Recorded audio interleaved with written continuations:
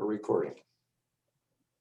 Good morning. Good morning again. Morning. It's good to see you all on this wonderful Tuesday morning. The almonds are starting to bloom, so the bees are starting to gather energy rather than to extend energy, looking for blooms that aren't out there, which is always a good thing.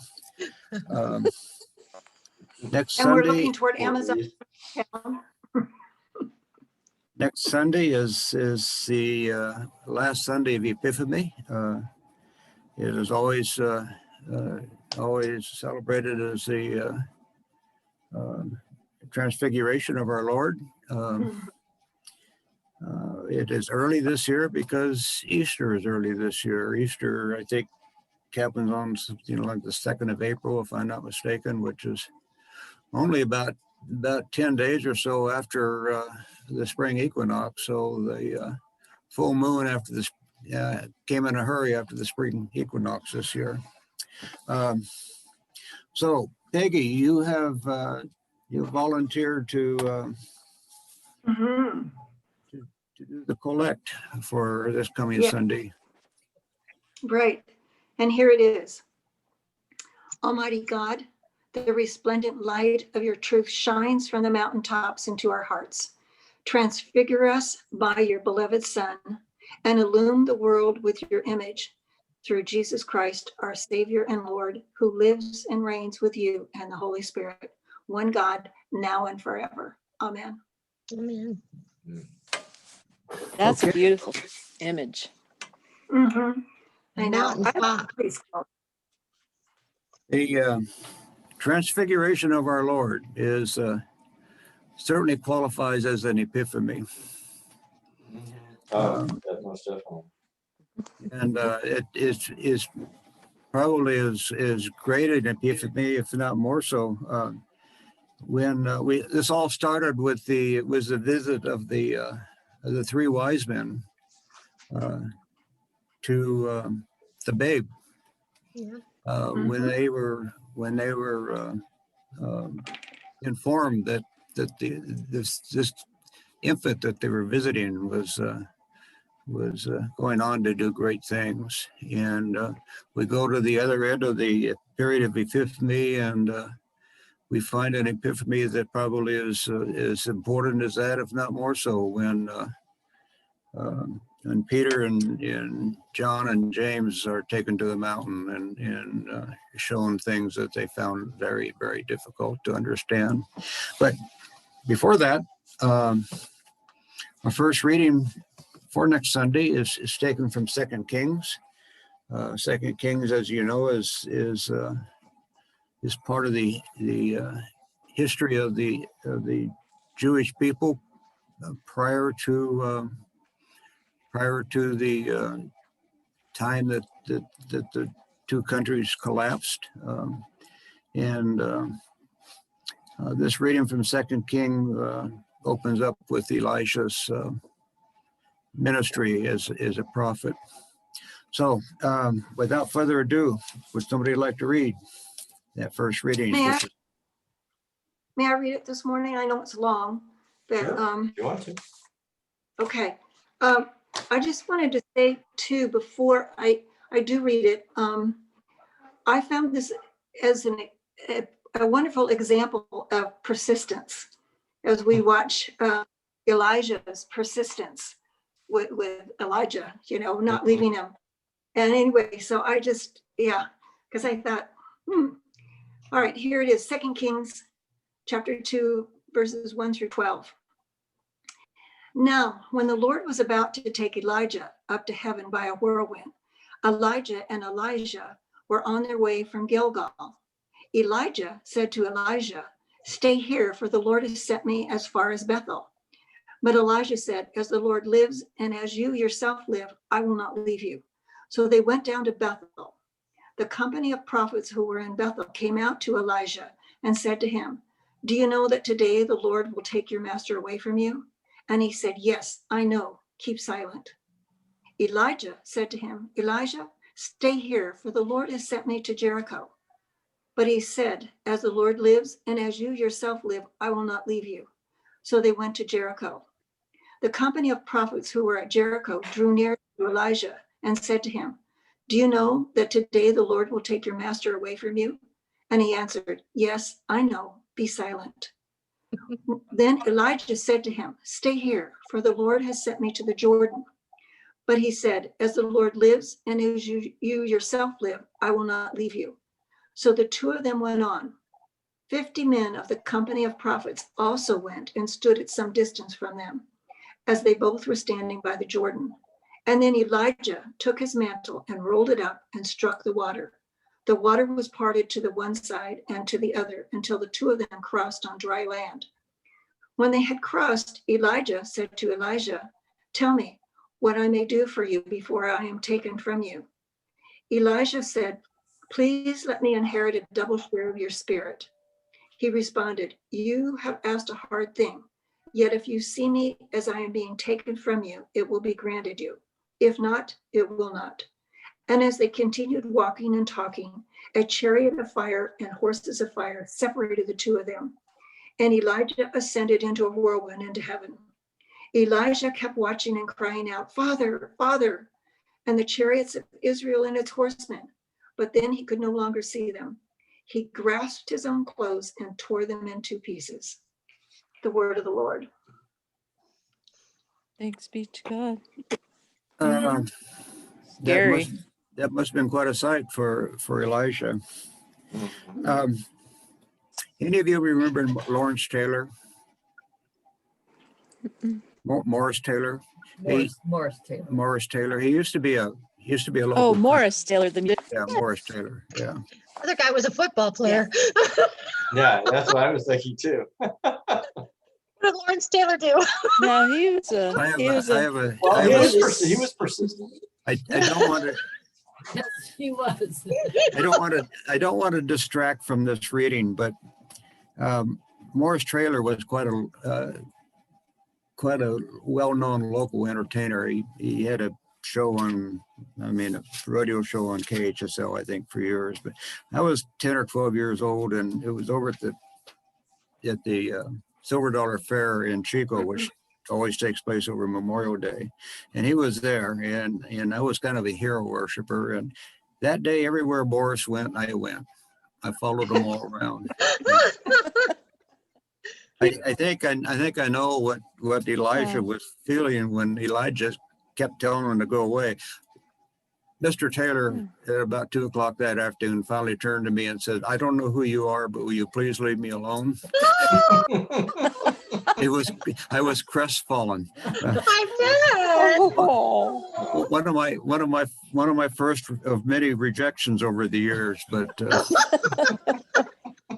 Giving you practice, huh? well, he definitely got tired of me. But anyway, Oh, gosh. I kind of think that maybe that's what Elijah was thinking when Elisha kept following him all over the lower Jordan River Valley. Yeah, perhaps. So So maybe he didn't Um, want him to have it, see him being taken away. I guess Elijah knew it was going to happen, right? Oh, yeah. Apparently everybody knew. He knew.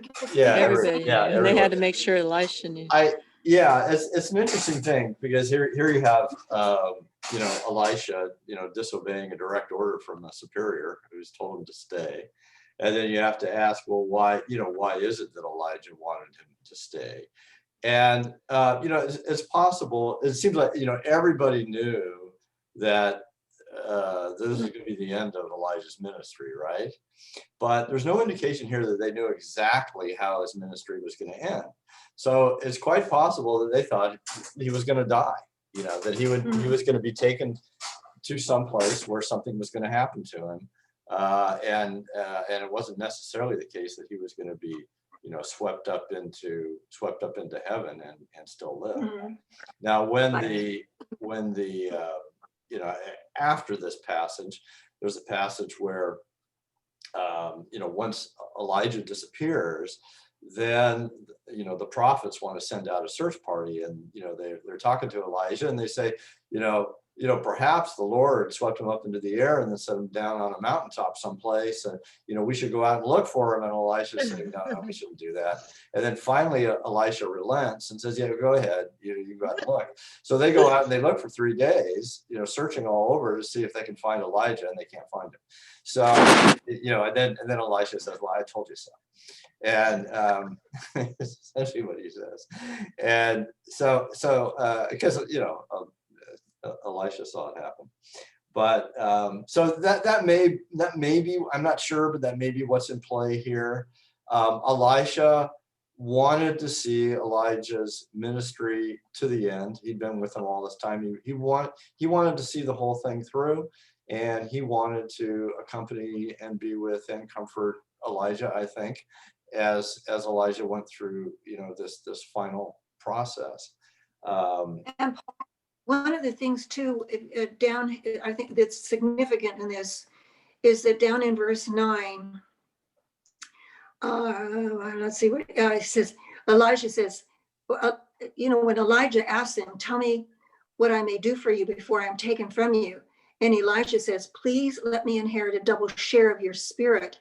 And my translation adds on, and become your successor. So the double share is really important here, because this is a patriarchal society. Right. And the oldest son inherits the double share. And Elijah being as a firstborn son, I mean, he wasn't physically, but as being, his inheriting his ministry, he wanted a double share of it. So that's why Elijah tells him, if you see me, you will have, and if you don't, but that double share is really significant, because that means he is the heir, he's the patriarch now. He's the rightful heir of Elijah's ministry. And so it doesn't, it doesn't mean that he's asking for a ministry twice as great as Elijah's. He's simply, and this is just kind of a reference to the way things worked in those days, where, as you said, the oldest son would get a double share. The interesting part of that is that Elijah, there was no way that Elijah could do that. That had to come straight from God. But Elijah said, this is a sign. If you see me as I rise, then your request will be given. So and that was Elijah's way of saying. I mean, he says, "You've asked a hard thing." In my translation, it says a difficult thing, but he says, "You've asked a hard thing." And so what he's saying is, this isn't up to me. This is up to the Lord. And so what Elijah's doing by saying it, if you see me as I am being taken from you, will be granted you, if not, it will not. And so what he's doing by doing that is just leaving it up to the Lord. So he's leaving it up to the Lord as to whether Elisha is going to see him or not. Okay, so and that's in essence what's going on there. He says, there's nothing I can promise, but if the Lord grants it. And then Elisha saw him, but then he couldn't see him after that. He did see him, but then he didn't see him at the end. Yeah, so he did disappear. Yeah. He did disappear. But he saw him disappearing. I mean, it's like when the apostles watched Jesus ascended into the clouds, when he left the earth, they watched until he was gone, but they if you fast forward roughly 1,000 years, people who watched Jesus in action thought that he may have been Elijah that came back, because Elijah did not die. Elijah was gone forever and forever being in heaven, although that was not something that was really thought too greatly about in the Old Testament. But there was some concern that this person who claimed to be Jesus was actually Elijah.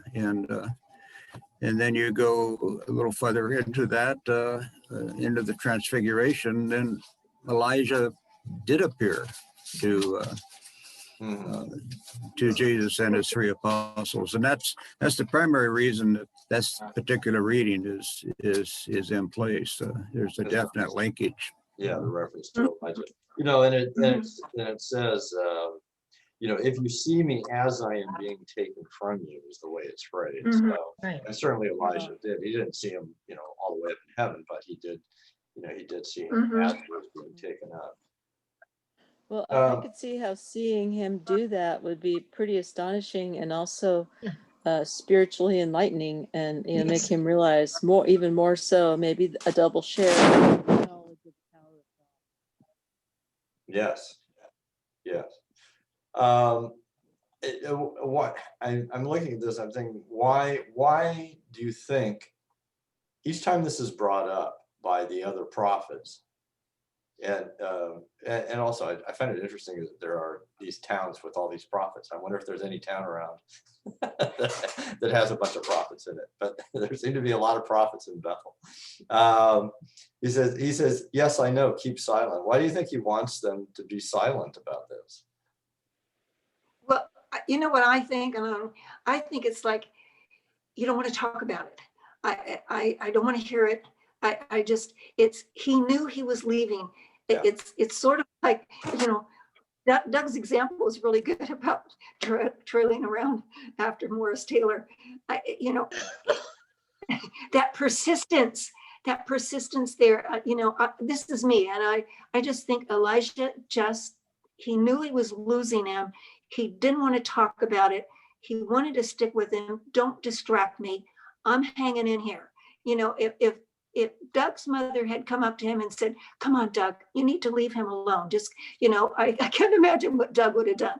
He was so persistent. Yeah. So that Me was neither. that's a great story, Doug. But, you know, we didn't realize you were being like Elijah, you know, but I do, you know, somebody else, but I just think he was not going to leave him. It's just like us when we know, when the doctor says, you know, they don't have but about maybe 24 hours. Where do we go? We go and we're with that person. We, you know, that's our first thing we want to do is be with them. We don't want to, we want to be with them.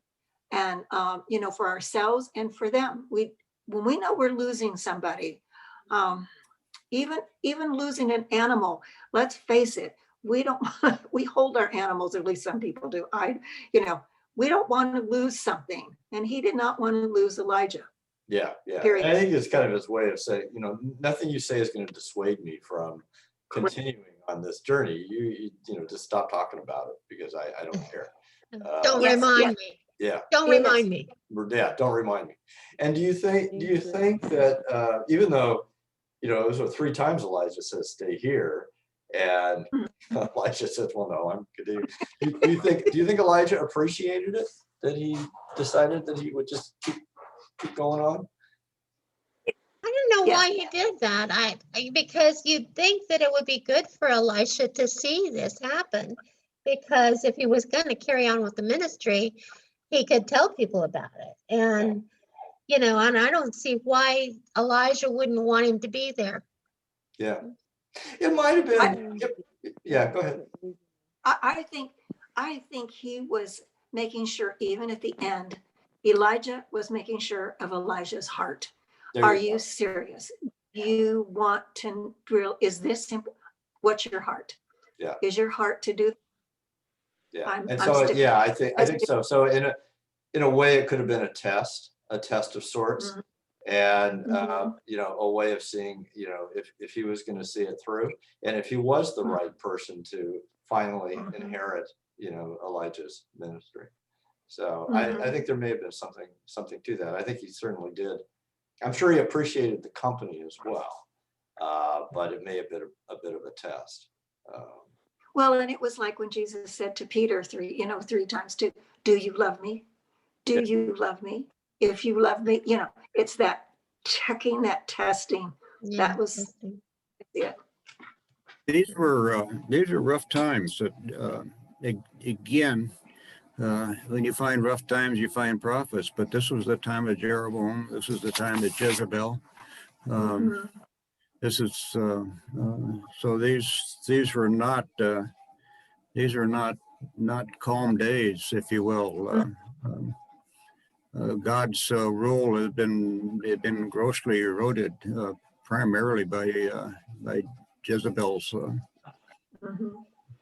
And her husband. actions. So, Mhm. yeah, this was a rough time, and the school of prophets were basically disciples of Elijah. Mhm. And they helped to attempt to maintain God's presence in the country. They were more than a large cog in the wheel that was making everything happen. So it's a time that the country survived and went on to thrive from time to time, but Elijah probably is the prophet of greatest renown through the Jewish religion even today. The two great prophets, as far as the Jewish people were concerned, was Moses and Elijah, which is something else that means it was not accidental when Mhm. the time of the Transfiguration took place. You know, I found that surprising. I read that in Elijah's profile in my study Bible. And I always thought Isaiah was the prophet when they referred to the prophet. And it isn't, it's Elijah. The Old Testament prophets, Isaiah is more closely tied to Christianity than any of the other Old Testament prophets. And if you go through the liturgical calendar and if you go through the readings from the Old Testament, there are more Right. readings from Isaiah than from any other author of the Old Testament. So the Christian religion does consider Isaiah the greatest of the Old Testament prophets, where the Jewish religion considers Moses, and we don't normally see Moses as a prophet. We see him as somebody. That's a great He leader. did prophesize, and he was responsible for Deuteronomy and Leviticus. And there was a great deal of prophecy in those books. So it just ties in so neatly that Moses and Elijah appeared with Jesus in the Transfiguration. Yeah, and of course, in this passage, you have an event that's very reminiscent of what happened with Moses, right? When here the waters part of the Jordan, just like the waters parted of the Red Sea. Yeah. There is that connection. Mhm. Yeah. Of course, parting the Jordan River was not nearly the accomplishment of parting the Red Sea, but I think it's pretty good. Yeah, I'd be impressed. I could do the flowing river, There's a water, yeah, it's not just river, a body of water. Yeah. I have spent a good deal of my life irrigating fields and stuff, and I can tell you that without the right equipment, parting water is a chore. It is. Sure. Without the right cloak. Yeah. All right. right. Yeah, you weren't using the right cloak, Doug.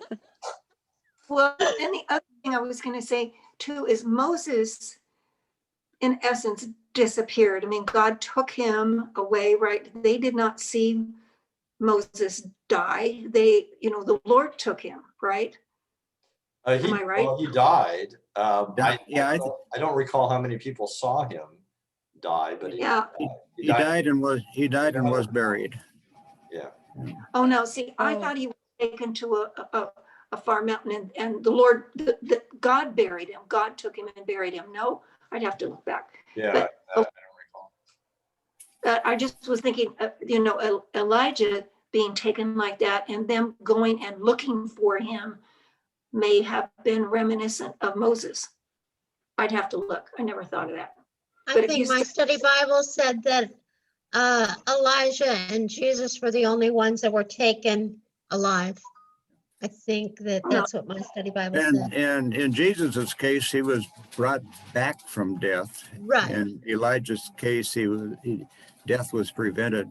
Right. But there is that parallel. And again, that's one of the reasons why when Jesus' ministry took place on earth, why he was possibly considered to be Elijah, because Elijah didn't die. Right. So anyway, Another one that didn't die was Enoch. He walked with God and God took him and he walked no more. Somebody just said that the other day. I heard that. Enoch didn't die. He was taken in the Old Testament. Enoch Enoch. in the Old Testament. Enoch the Right. eunuch?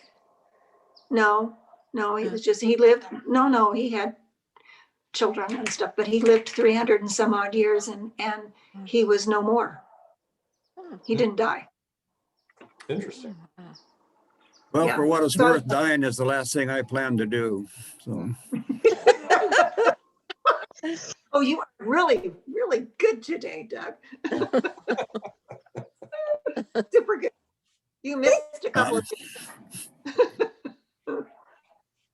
Psalms 50 verses 1 through 6. It's a psalm that was probably written by Asaph, whatever the hell you ever pronounce that. Ephes, and he was one of the chief musicians of the Palace of David. Asaph. Oh, Asaph. Asaph. Mhm. Yeah, Asaph. Okay. How would ASAP. somebody like to read that? Okay, I'll read it. So, The mighty one, God, the Lord, has spoken, calling the earth from the rising of the sun to its setting. Out of Zion, perfect in its beauty, God shines forth in glory. Our God will come and will not keep silence, with a consuming flame before and round about a raging storm. God calls the heavens and the earth from above to witness the judgment of the people. Gather before me, my loyal followers.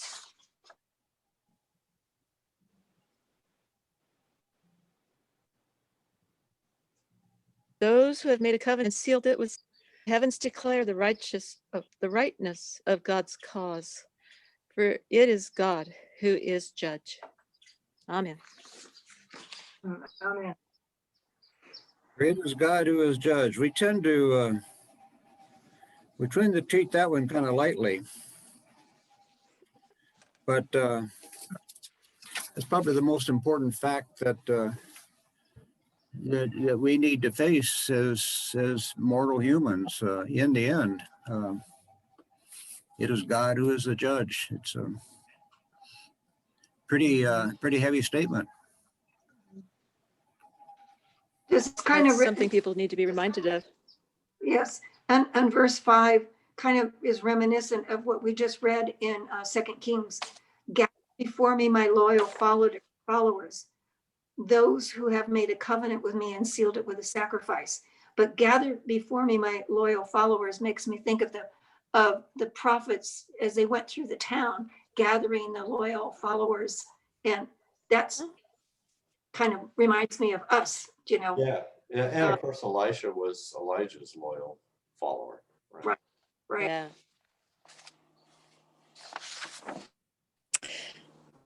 And they would Yeah. not, look at that in verse 3, our God will come and will not That's a keep good one. silent. The prophets wouldn't keep silence. They kept telling Elijah, the Lord's going to take him today. Oh yeah, be quiet. Be silent. Don't tell anybody else. I'll Yes. tell you, but don't tell them. Maybe he doesn't know it. Maybe he won't go, Anyway.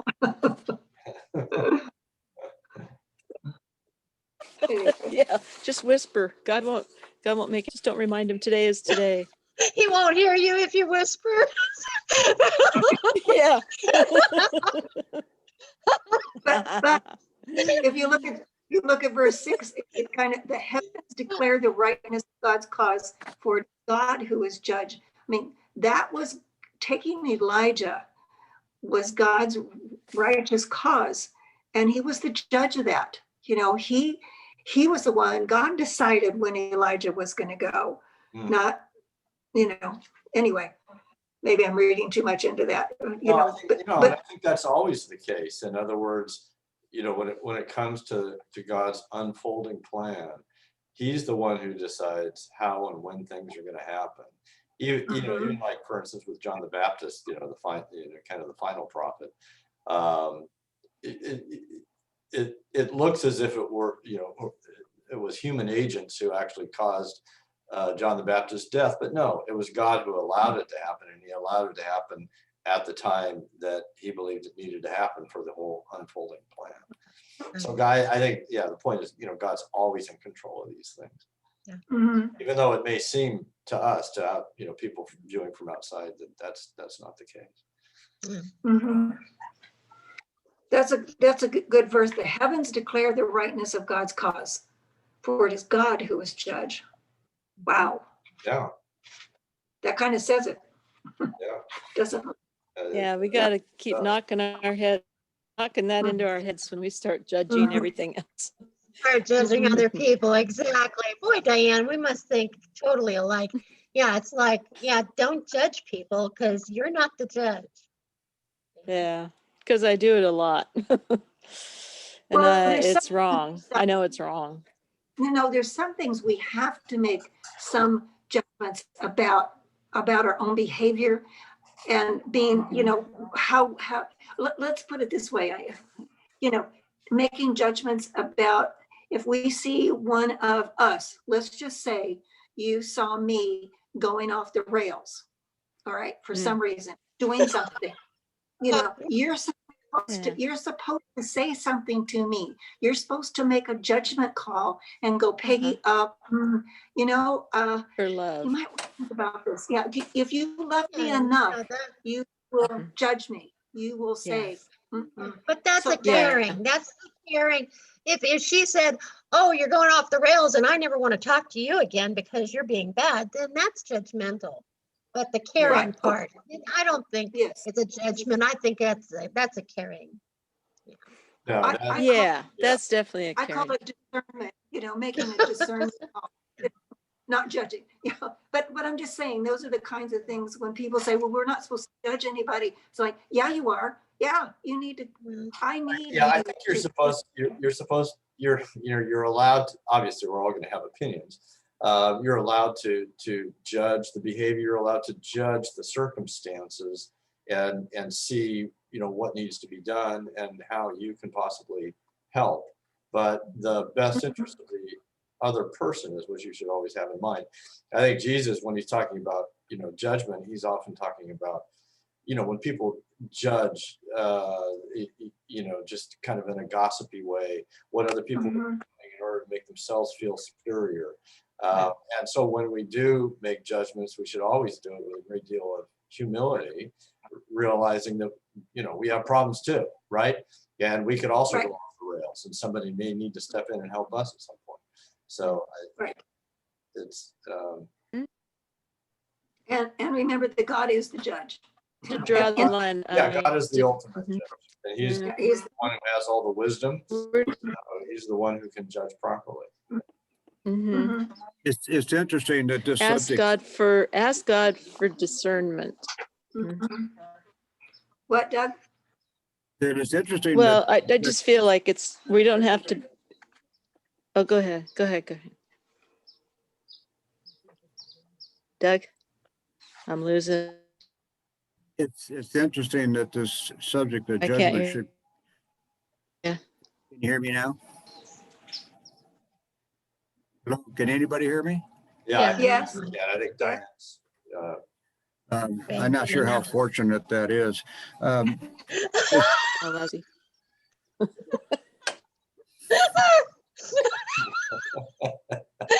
I think she's back. Yes, we're, All right, well, okay. Back to judgment. It's interesting that this subject comes up prior to reading The second reading, Paul's coming from Paul's second letter to the Corinthians, because Paul's second letter to the Corinthians is basically all about judgment and about good judgment and about bad judgment. So I think we could probably segue right back into the second reading from Corinthians if somebody would like to read that. I can do that. Even if our gospel is veiled, it is veiled to those who are perishing. In their case, the God of this world has blinded the minds of the unbelievers to keep them from seeing the light of the gospel of the glory of Christ, who is the image of God.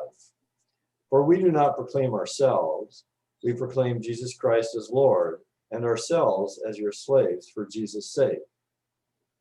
For it is the God who said, "Let light shine out of the darkness," who has shown in our hearts to give the light of the knowledge of the glory of God in the face of Jesus Christ.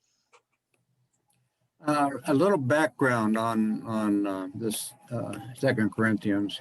We spend more time in First Corinthians than we do in Second Corinthians in the liturgical calendar. And Paul had some real problems with the church in Corinth, which is one of the reasons that he wrote the second letter. There was actually 4 letters written to the Corinthians by Paul. My study Bible says 2 of them were lost. I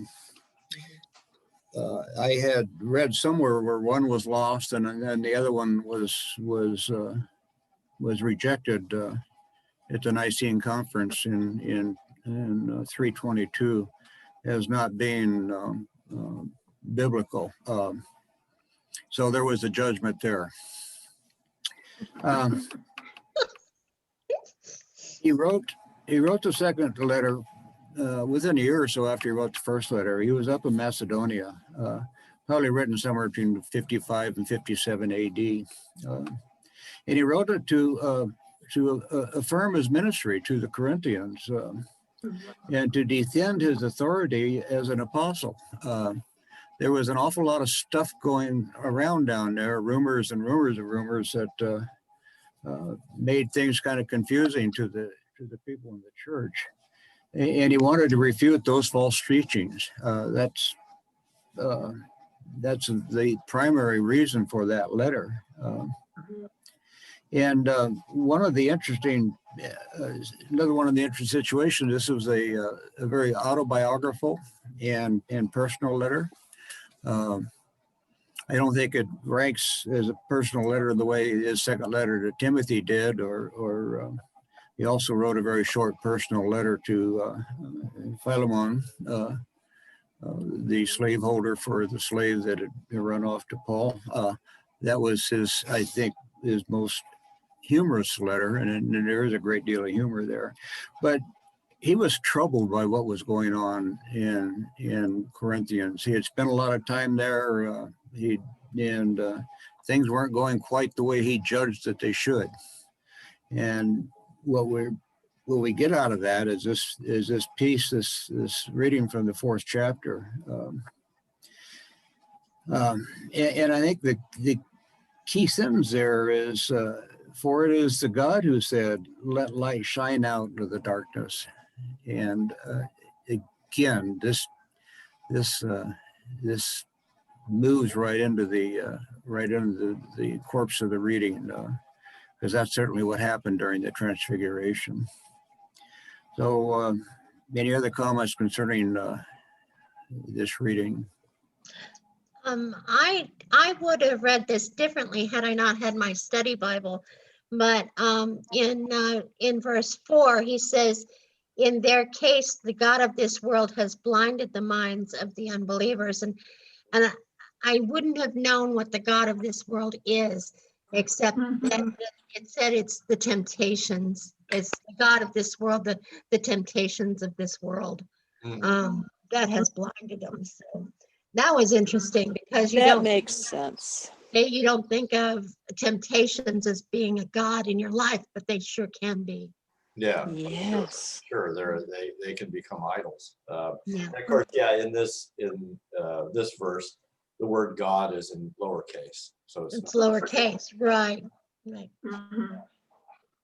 And also, and my William Barclay commentary, he says all through the Bible, the writers are conscious that it's in this world there is power of evil. Sometimes that power is called Satan, sometimes the devil, and 3 times John makes Jesus speak of the prince of this world and his defeat. So, yeah, there's all of that. And this was a struggle for Paul in this. He really did struggle with the Corinthians back and forth. And part of it, questioning his honesty and questioning, right, because there was something involved with the gift to the needy people in Jerusalem. And he was making sure that that other people were delivering whatever it is they were taking, so that it didn't look like Paul was benefiting from it. Boy, walking a tightrope. Yeah, with things them. got very twisted up. And of course, Satan was likely behind a lot of that twisting of the minds of the people involved. Now, my study Bible says, in the case of the God of this world, it is talking about the devil.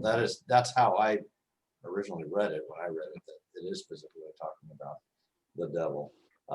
But There's lots of warnings through Paul's letters, and even in James and First John, second, about false teachers. There's really, that's one reason what we're doing, I think, is so beneficial for us, and hopefully whoever's listening, that we're being careful not to teach false teaching. We're struggling really hard to make sure we are sticking close to the teachings of Scripture, the correct teaching. That's where we use other commentaries and stuff, and it's important because people can get derailed. We can so easily. Yeah, well, he also, you can tell he's a bit indignant here in that he's saying we've been very clear. Okay, we've been very clear about what this is, and Right. the fact that we're proclaiming Jesus Christ as Lord ourselves, as slaves for Christ, we're not proclaiming ourselves. So when in verse 3, it said, even if our gospel is veiled, it is veiled to those who are perishing. Right. So it's veiled to the unbeliever. They're perishing, and I think there are probably a whole lot of these people for whom it's veiled. It's veiled because they don't want to hear it. They don't want to hear it. They don't want to understand it, right? And he's saying we've been very clear. So if you don't understand it, it's on you. Yeah, Lisa, you had the crux that really helped me to see the light here. How, because I was thinking of the devil, right? The God of this world being the devil. Well, describing that aspect as temptations, that really makes it more real to me. Well, What is the we've got devil? to He's not realize, some thing out there, some dude with a red tail, and Yes. it's in ourselves. It's that's kind of like, easy. It says the devil made me do it. That's easy. You can put it Yeah. back on somebody Not my else. fault. It's like, oh, it wasn't my fault. The devil made me do it. Well, no, it's your fault. Take it on. Don't put it on somebody else. It's you. It's not, a little guy with a red tail. Yeah. Yeah, look at your own heart. I would also say that there are a lot of temptations that can arise from the devil, but there are an awful lot of temptations out there that they're everywhere, whether they're inspired by the devil or not. There are a lot of things to be tempted by and distracted by.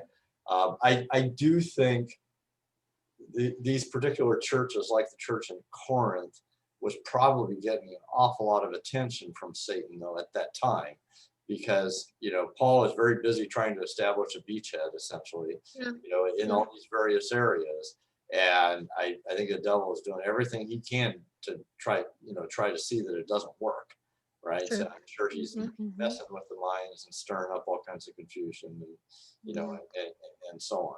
But in our everyday context, certainly we have lots of temptations that are everywhere. And the devil doesn't necessarily need to be behind them at all. Yeah. Well, Like, Don't need any help. No. We can do it ourselves. Yeah. So Corinth was a thriving city, right? People were pretty well off. I mean, there was a big middle class or upper middle It was a class or pro- It something. was a prosperous city. It was a mercantile city. It was a port city. So there were, lots of goods and lots of money moving in and out of the city. It was also a very cosmopolitan city and a very licentious city. So they had very lax morals, in all kinds of ways, it was one of the things that Paul was struggling with. It was, he picked a very hard place to start a church. I mean, if he wanted to pick some place that was challenging, I think Corinth was it. Yet there was it was a great advantage in starting a church there because so many of the folks in Corinth were transient. There was a small isthmus that ships were actually taken out of water and moved overland to go back into water without having to go. It cut 2 or 3 weeks off the trip through the Mediterranean. So it was an area where people picked up ideas in Corinth and took them with them, and also took ideas that they had from other places and dropped them off in Corinth. So It was a great place for disseminating the gospel.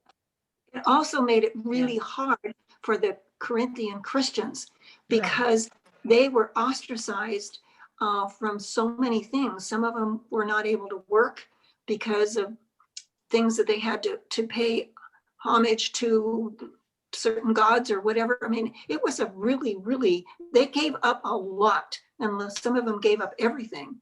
They even gave up family because they were ostracized. It was a hard life, and it's, we owe them a lot of credit actually for hanging in there and giving us these letters, that help us, because we even know from First Corinthians how they were treating each other when they came for communion. They some of them, were eating, and they were carrying on. I mean, we learn a lot from their mistakes. We can. So we have a lot to be grateful for them. And Paul really calls them to task, which is another thing for us. So were they kind of like intellectual to where they were trying to? They were, to their credit. I mean, the Greeks were Knowledge. very interested in ideas and religions and philosophies from everywhere, and they would often get together and discuss these things. So it was, in a way, a good place for the ideas of the gospel to spread. So it had, obviously it had its severe challenges, but it had, as Doug pointed out, it had a lot of advantages too. Corinth was an ancient Grecian city, but it was destroyed in the second century BC by the Romans. They just flattened it. They annihilated it and then rebuilt it. And during Paul's time, this was a relatively new city that had been rebuilt by the Romans and was under Roman rule at that point. But we've pretty well covered what happens there. It's basically a port city. And if you have any knowledge of history of port cities, that's where all the rats congregate, among other things. I think the plague could take them out. There you go. I think that your combined definition of what Corinth was all about and what Paul was facing was just dead on. It's great to have these study Bibles that tell us how we should think. Well, at least it explains things. Absolutely.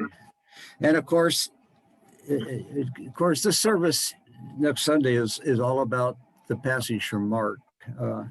Everything else is secondary. And we have handled the secondary stuff, I think, very well and very thorough. Let's take a look at Mark's Gospel, chapter 9. And this moves further. We've moved several years from the last reading from Mark to this reading in chapter 9. We barely got off of chapter 1 in Mark, but chapter 9 explains one of the great epiphanies in the history of Christianity. Would somebody like to read that this passage? I can do that unless somebody else wants to. No? Okay. 6 days later, Jesus took with him Peter and James and John and led them up a high mountain apart by themselves. And he was transfigured before them, and his clothes became dazzling white, such as no one on earth could bleach them. And there appeared to them Elijah with Moses, who were talking with Jesus. Then Peter said to Jesus, "Rabbi, it is good for us to be here. Let us make 3 dwellings, one for you, one for Moses, and one for Elijah." He did not know what to say, for they were terrified. Then a cloud overshadowed them, and from the cloud there came a voice, "This is my son, the beloved. Listen to him." Suddenly, when they looked around, they saw no one with him anymore, but only Jesus. As they were coming down the mountain, he ordered them to tell no one about what they had seen until after the Son of Man had risen from the dead. Kind of confused the mortals that Did they were follow that Jesus. Yeah. So, yeah, of course, this is a very famous incident. It's in all of the synoptics. It's also in Luke and Matthew. One of the things I kind of like about it is I think Mark adds a really nice little touch to it. He says, "And he was transfigured before him, and his clothes became dazzling white, such as no one on earth could bleach them." He's the only one who actually says that about, no one on earth could bleach them. In Luke, it says the clothes were bright as a flash of lightning, which is also very good. And then Matthew says white as the light. So anyway, I thought that was a nice little touch. When he said, My feeling is, I was going to say, I think the word terrified does not even begin to describe what they must have felt. Can you, I think they were beyond terrified, whatever that would be. yeah, I just, well, it it was, must have been the most, what's that? well, not just terrified, but completely disoriented. It was like they had stepped into a Oh, completely yeah. different universe. It's like, Right? what is this? Yeah. Yeah. So as I say, terrified doesn't even begin to describe it. Yes, what they were experiencing, and even coming down, and they must have talked about it among themselves, like, wow, what do you think? What was that? I don't know. It just must have been beyond anything. It must have been, and probably obviously transforming time in their lives. It's just like Elisha, it's like, wow, there is something out there extremely powerful. Exactly. And of course, Yeah, they were familiar with those stories also. So, Yeah. the burning bush that Moses brought down, the commandments. So we're familiar with things like that happening in the history of their culture anyway, more so than we are. Mhm. We reality in Diane? mind to, yeah. Diane, we keep I'm losing you. I'm sorry. I think it's my internet. It's just kind of cruddy. Oh, Now, I don't know what to do to fix it. It's been a That's problem okay. for That's okay. We okay. can't hear everything you're saying, unfortunately.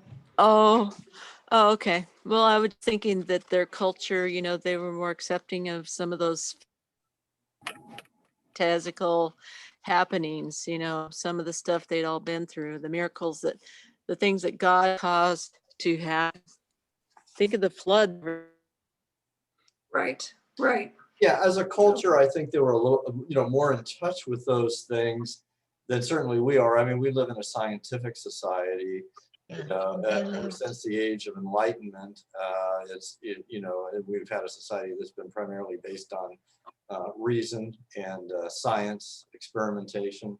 And so if things can't be proven, that way, we don't tend to believe them. So I do think these people were much more in touch with the idea of miracles. And of course, just as a culture, but then of course, Peter, James, and John had seen a number of miracles by this time, although nothing quite so astonishing as this.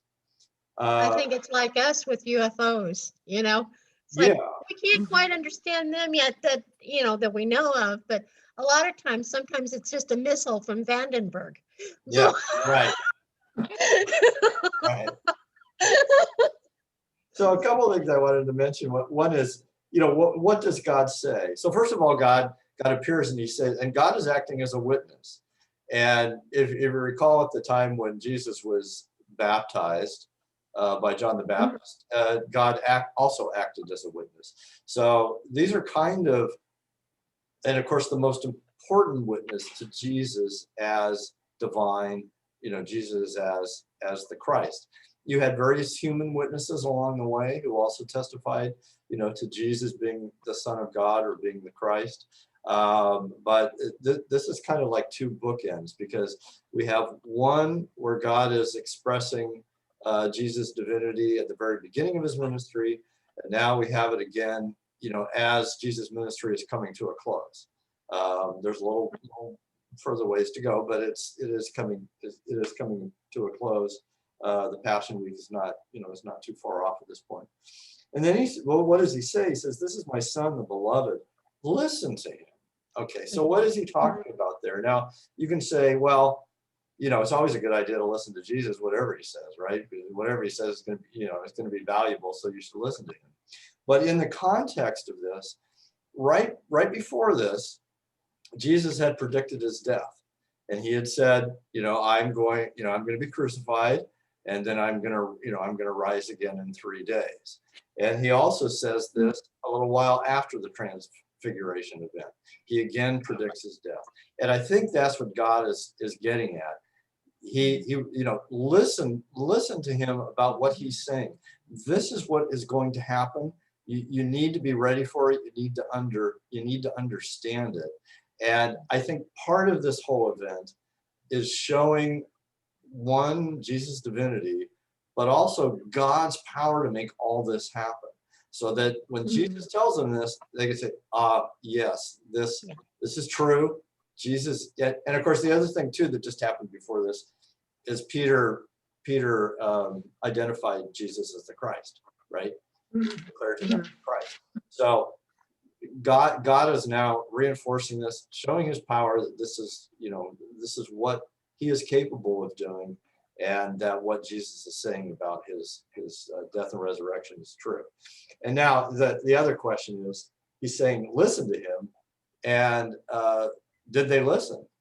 And I would say kind of, sort of, No, because when Jesus went to die, they still tried to prevent it. They didn't realize, they didn't believe he was going to rise from the dead.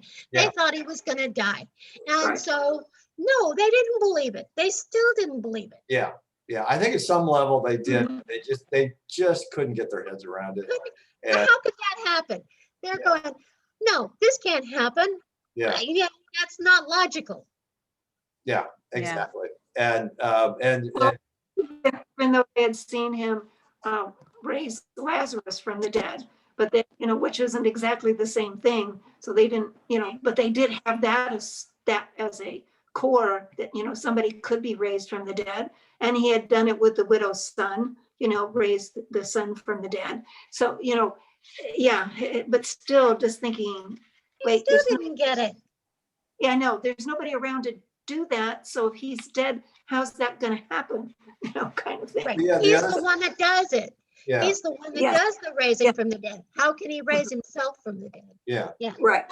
Exactly. Well, and then the other thing too is as they're walking down the mountain, and you go further into the passage, and as they're walking down the mountain, they're discussing among themselves, what does the death and resurrection of the Messiah mean? they're trying to figure out, well, what does this mean? Because in their conception, the Messiah can't die. No. This is not Right.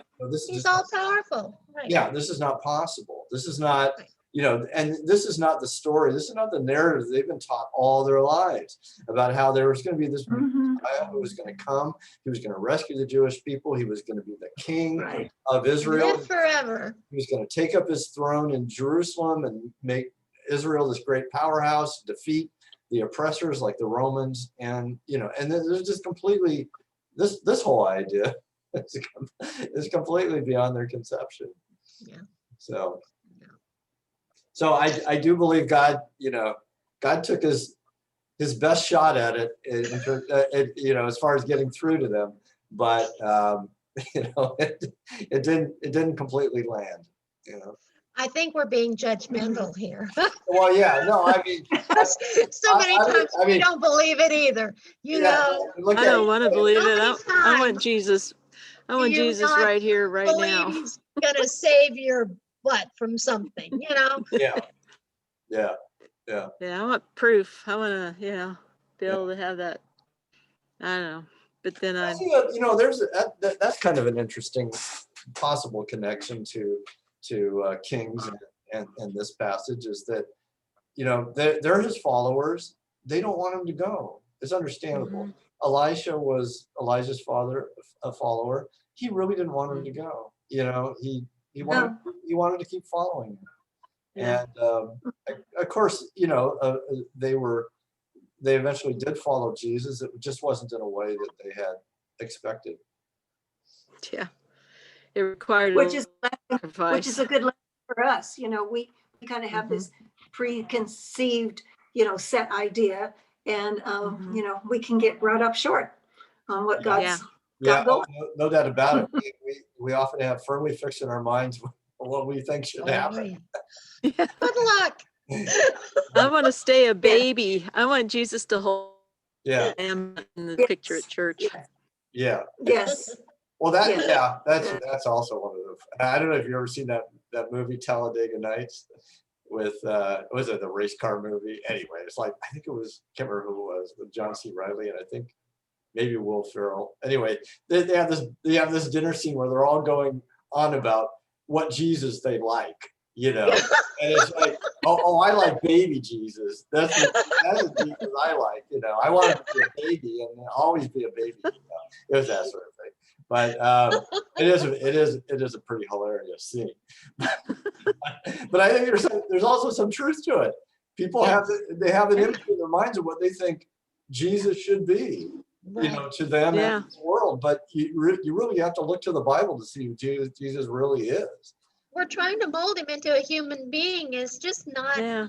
It's not going to work. No. I want my mommy. We want him the way. Just listen to us. We want him to be the God that we want him to be, not necessarily the God that he is. Right. Mhm. Exactly. The God that we need him to be. Yes. We need to grow up. We're told back here in the Psalms, that for it is God who is judge. I don't really want a God who's going to judge me, right? But that's not my choice. And that's not the God she wants, Paul.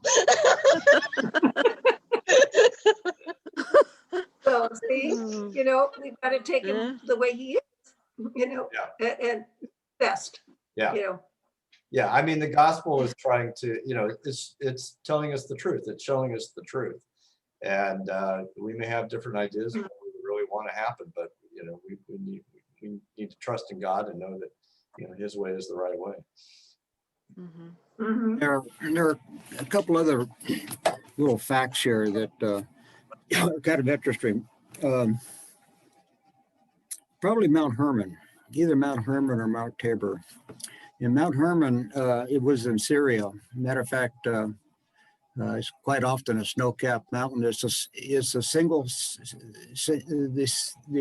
single most important mountain for delivering water to the Jordan. I mean, it a little bit like Mount Shasta in the Sacramento River. It's the headwaters of the Jordan River, and it's tall. It gets up there, so they had to do some pretty serious climbing to get up to the top of that mountain. And this isn't the first time that Elijah and Moses had appeared on mountaintops. As you remember, in Exodus, Moses spent quite a bit of time on top of Mount Sinai, which these are, by the way, these are all extinct volcanoes. The Great Rift Valley of East Africa runs, takes a right at the Red Sea and runs right through the Jordan Valley and up into Syria. So along that rift, there are dormant volcanoes and some active volcanoes throughout that whole 7,000 mile rift. And God appeared to Elijah on a mountaintop. If you go back to 1 Kings chapter 19, verses 8 through 18, shows that God did communicate with Elijah on top of a mountain. So finding Elijah and Moses and Jesus on top of a mountain was not all that uncommon. And there's another little fact as they were coming down the mountain, Jesus said, you know, don't let this news out until after I'm gone, which kind of dates the Gospels, doesn't it? It dates them to being written after Christ had left us, which I thought was kind of interesting. And they were questioning about what's Elijah's stake in all this. John and James and Peter, and Jesus replied, "To be sure, Elijah does come first. And restores all things. Why is it then written that the Son of Man must suffer much and be rejected? I tell you, Elijah has come. And they have done to him everything that they wished, just as it is written about him." So there is a little bit of a mystery to that passage.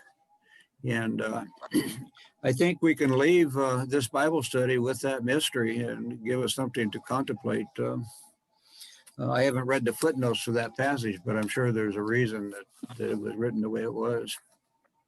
Yeah, I think it's often said that John the Baptist was Elijah, I would say in quotes. In other words, he was an Elijah-like figure, and that he fulfilled the role of Elijah, in declaring repentance and making the path straight before the coming of Jesus. Certainly, it could also apply to Elijah himself, in his own ministry and all that he went through. To certainly he and also Elisha endured a lot of persecution. Well, we're talking about Elijah. My first thought would be Both of them did. Right. Jesus is Yeah, but we're talking about Elijah. I thought my first thought was when Jesus said I don't know if he said Elijah has come and they've done to him. Yeah. With the J. Elijah. With the J, Yeah, I not was SH. thinking he's talking about himself.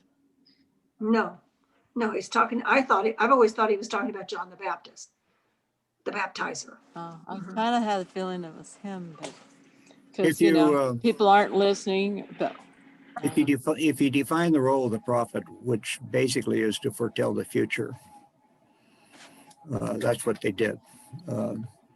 Then John the Baptist certainly told of the future. Matter of fact, he initiated the future when Jesus was baptized, and a dove came from heaven and landed on him, and God said, "This is my son." Quite often, that is felt to be the beginning of Jesus, the Son of God, rather than Jesus, the Son of Man, at that point. And definitely, John the Baptist had he knew what was going on. So you can put John the Baptist in the same role that Elijah was in nearly 1,000 years before. So I think that's what Jesus was referring to when he said that Elijah has come, and look what they did to him. And of course, you know what they did to him. Yeah. So this is the last Sunday of the season of Epiphany, which is essentially the last section that has deals directly with the birth of Christ. We begin Lent on the Wednesday following this Sunday. So there's an Ash Wednesday service that will not happen this year because of social distancing and all the things that go along with that. So the first Sunday in Lent, reading of some Genesis, some Psalms, some Peter and Mark. And we begin the Easter season at that point. And then after Easter, of course, the long season of Pentecost. So thank you all for your discussions this morning. I sit here and listen more than I talk, thank God. And I learn something every time we meet. I've usually forgotten it by the next Tuesday, but at least I learned it. We hear you. Hopefully we'll see you all next Tuesday and have a great week. Unless You there's any too. other comments, I'm wondering, Paul, if you could close us out with the Lord's Prayer. Yes. Mhm. Our Father, who art in heaven, hallowed be thy name. Thy kingdom come, thy will be done on earth as it is in heaven. Give us this day our daily bread. Forgive us our trespasses as we forgive those who trespass against us. And lead us not to temptation, but deliver us from evil. For thine is the kingdom, and the power, and the glory, now and forever. Amen. Amen. Thank See you you. all Bye, next guys. Tuesday, if not before. Sounds good. You guys have Bye-bye. a great week. Yep, have a safe week and Thank you, love you everyone. all. Bye. Okay.